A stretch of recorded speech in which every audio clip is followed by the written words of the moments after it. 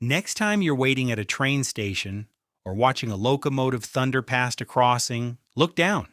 Beneath those massive steel rails and heavy wooden ties, you will always see the same thing: stones, millions of them. Rough, gray, jagged stones, stretching out for thousands of miles. It doesn't matter if you're in India, the UK, or the United States, the stones are always there. But if you ever stop to ask why do we rest our most advanced high-speed trains on a loose pile of rocks? Why don't we just bolt the tracks to a solid concrete road?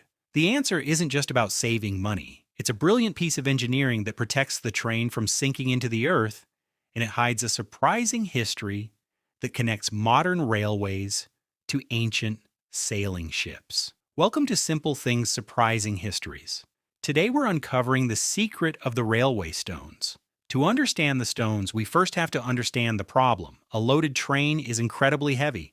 We're talking about millions of pounds of steel and cargo.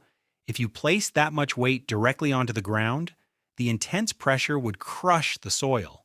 The tracks would sink, buckle, and the eventual train would derail. This is where the stones, technically known as track ballast, come in. Think of the track as a layer cake. You have the steel rails on top. They sit on those horizontal beams, which we call sleepers or ties, and the sleepers sit on the ballast. The job of the ballast is to act as a cushion. It takes the immense concentrated weight of the train and spreads it out over a wide area. It dissipates the pressure so the ground underneath doesn't get crushed. But here is the fascinating part. The tracks are not actually fixed to the ground.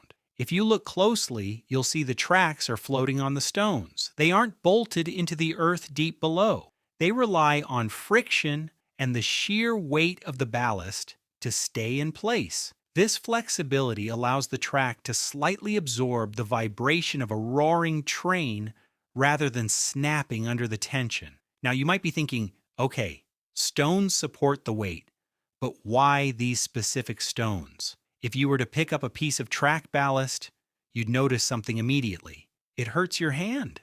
These stones are sharp, jagged, and ugly. You will never see smooth, round river pebbles on a railway track. And there is a very specific engineering reason for that. Imagine stepping into a pit of ball bearings or smooth marbles. You would slide everywhere, right? Smooth stones roll over each other. If a train went over smooth, round rocks, the stones would roll away under the vibration, and the track would slide apart. Engineers use crushed stone, usually granite or quartzite, that has been smashed into sharp, angular shapes. When these jagged stones are packed together, they don't roll, they interlock. Their sharp edges bite into each other, creating a solid, immovable mass that still allows for a little bit of flexibility. They lock the track in place, preventing it from sliding side to side, even when a high-speed train screams around a curve. The stones don't just hold the weight, they fight the two biggest enemies of the railway: water and weeds. If we laid tracks on a solid concrete slab or just bare dirt, heavy rain would cause big problems. Dirt turns to mud, which washes away, leaving the track unsupported. Concrete creates puddles, which can rust the steel rails. But a pile of stones is perfectly porous. It's like a giant French drain. When it rains, the water flows instantly through the gaps in the stones and away from the track, keeping the ground dry and solid. And then there are the weeds.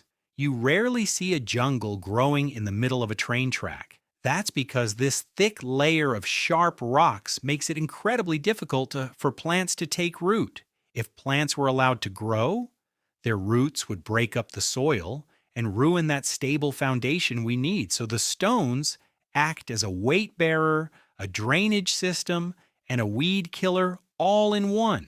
Before we finish, here's one last surprising detail. Why do we call them ballast? That word actually comes from the sea. Centuries ago, when empty wooden ships sailed to pick up cargo, they were too light to sail safely. They would bob around in the waves. To weigh them down, sailors would fill the ship's hold with heavy stones. This weight was called ballast. When the ships arrived at port to load up their goods, they would dump these stones on the shore. Early railway engineers looking for cheap, heavy material to stabilize their new tracks looked at these piles of discarded ship stones and thought, perfect. They used the ship's ballast for the train tracks, and the name stuck. So the next time you see those jagged gray stones, you'll know they aren't just rocks. They're a self-draining, weed-fighting, weight-bearing engineering marvel that has kept the world moving for 200 years. This is Elementary Question.